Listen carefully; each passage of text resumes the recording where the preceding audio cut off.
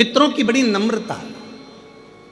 ये दुनिया के लोग कहते हैं ना कि पितृदोष लग गया, पितृदोष लग गया, पितृदोष लग गया, ये लोग कहते हैं अपनी जगह पर शास्त्र नहीं कहता कि पितृदोष लगा।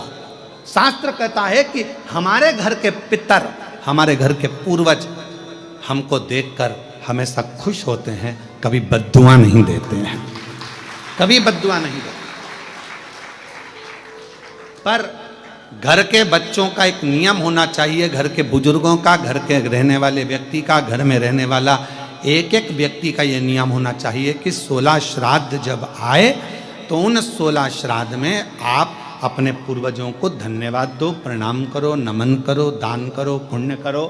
कुछ ना बने तो कम से कम गौ माता को एक रोटी गुड़ रखकर, शक्कर रखकर, मीठा रखकर गौ माता को 16 दिन में एक दिन तो कम से कम गौ माता को रोटी दो, ये श्राद्ध के बावजूद।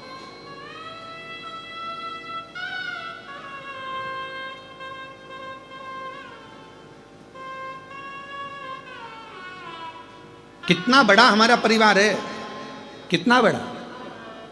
आज के लड़के कहते हैं, आज के जमाने की लड़के कहते हैं, आज के जमाने के बेटा कहते हैं, आज के जमाने की बेटियां कहती हैं हम क्यों बुजुर्गों को माने। अरे भाई मत मानो, पर समझो तो सही, तुम और तुम्हें जन्म देने वाला, एक लड़के को जन्म देने वाले माता और पिता कितने लोग हैं? 2 लोग, माता और पिता। अब तुम्हारे माँ बाप को जन्म देने वाले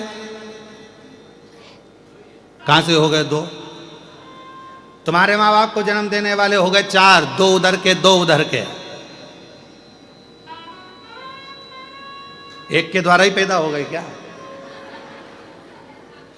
बोलो बोलो, सही है कि गलत है? जम के बोलो। उधर जैसे पत्नी है तो इसके माँ बाप, तभी तो पत्नी हुई है, फिर पति, इसके माँ बाप, तो 2 के कितने हो गए? 4।